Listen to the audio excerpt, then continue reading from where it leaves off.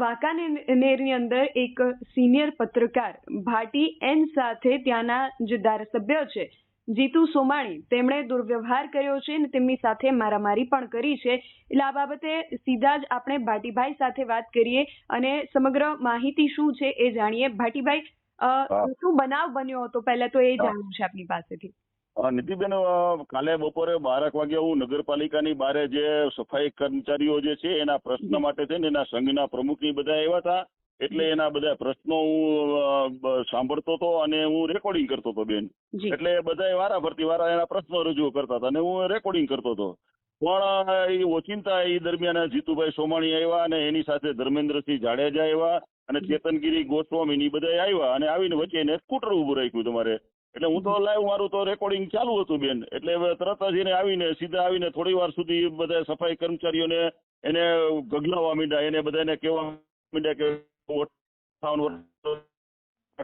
અને હું જે 15 જણાને મેં રાખ્યા હતા, પણ બેન એ પોતે ધારાસભ્ય છે. એ કોઈ નગરપાલિકાના સભ્ય નથી કે નગરપાલિકાના પ્રમુખ નથી. એ કોઈ નગરપાલિકાના વહીવટી કોઈ નથી કે એને આ કોઈને રાખવાના કાઢવાના ગાલવાનો એનો કોઈ અધિકાર નથી બેન. અને એ આવી આ નગરપાલિકાની શું કામ આવી વાત કરે છે? નગરપાલિકા આવીને શું જરૂર છે? સમજ્યા કે તેમ છતાં પણ એને ઓલું કરવા માંડ્યા. અને પછી વાત કરતા ઓચિંતા મારી સામે જોઈને એને કીધું, મને કે જીતુ સોમાણીનો ઇતિહાસની તને ખબર છે? મને કે તમને. એટલે મેં કીધું મને ખબર છે. મેં કીધું ફરી પાછું મને કીધું, મને કે જીતુ સોમાણીના ઇતિહાસની ખબર છે તને? મેં કીધું આ ખબર છે મને.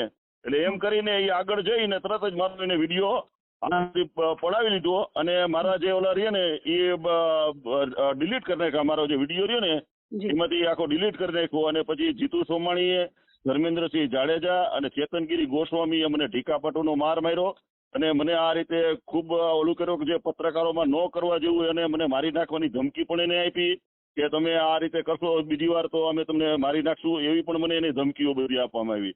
અને આ રીતે ધારાસભ્ય કક્ષાના બેન જો આ જીતુભાઈ સોમાણી આ મારી સાથે નહીં, આવી રીતે આવા 3 વખત અમારે કેતન ભટ્ટી સાથે પણ આવી રીતે જ એને બનાવ બન્યો હતો. અમારા એક શરાફુદ્દીન જે છે એની સાથે પણ એને આવી રીતે દુર્વ્યવહાર કર્યો હતો.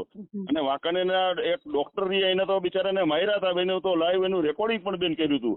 એટલે જીતુભાઈ સોમાણીને તો શું છે કે આવી રીતે બધાની સાથે આવા જે પત્રકારો કે જે સમાજના જે છે કર્મીઓ એની સાથે બાજવાની એક ટેવ પડી ગઈ છે બેન. અને એમાં શું છે કે બધાને એ પોતે દબાવે છે. ધારાસભ્ય કક્ષાના વ્યક્તિ છે એટલે બધાને દબાવે છે. એટલે કોઈ એની સામે કોઈ પડતું નથી, કોઈ બોલતું નથી તમારે. પણ ભાટી ટીવી અમે બેન, હું ઘણા ટાઈમથી હું વાંકાનેરના જે સાચા પ્રશ્નો જે પાણી છે, લાઇટ છે, રસ્તા છે, આજે કોઈ વાંકાનેરની અંદરમાં બેન સારા રસ્તા નથી, પાણીની સુવિધા નથી, ભૂગર્ભ ગટર યોજના જે પડી ભાંગી છે. એટલે આવા અસંખ્ય વાંકાનેરમાં બેન પ્રશ્નો છે ને એને હું વાંચા આપું છું.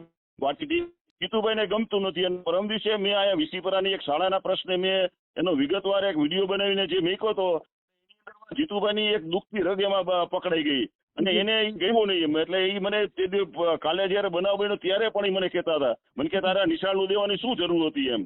મેં કીધું ભાઈ આ 8 થી 10 જે વિસ્તારના મારા લોકો જે છે એનો પ્રશ્ન છે, આમાં હજારો દીકરીઓ ભણી શકે ને આવું સારું બજારની 100% ગ્રાન્ટેડ સ્કૂલ છે, તો આ અમને મળે તો આમાં આ વિસ્તારને ફાયદો થાય. એમાં મેં શું ખોટું કર્યું છે એમ કરીને આ મારી સાથે પોતે ઝઘડવા માંડ્યા બેન. એટલે આવું કાલે મારી સાથે એને વર્તન કર્યું છે.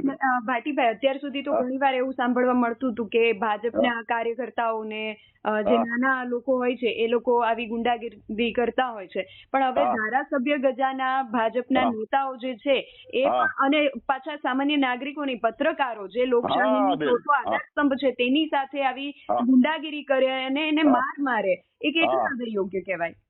અરે બેન, હવે માર મારવાની નહીં, હવે તો એ ગુંડાગીરી બધી આજે તમે નહીં માનો, આજે ભાજપ પાર્ટીની અંદરમાં સાહેબ બધા પેલા જે પાર્ટી ભાજપ રહે એ પાર્ટી સારી છે, પણ આજે હવે આવા ગુંડાઓ જ કરી ગયા છે બેન હવે. અને જો આવું જે રહેશે ને તો ભાજપનું થોડું થઈ જશે બેન, વિસાવદર વાળી થઈ જશે વાંકાનેરમાં.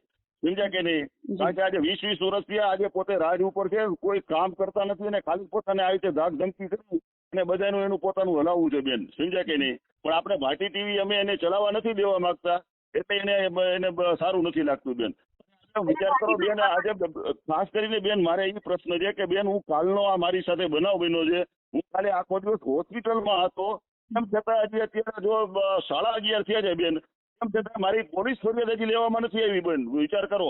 જી શું તો ભાટીભાઈ, તમને એવો વિશ્વાસ છે કે પોલીસ તમારી મદદ કરશે?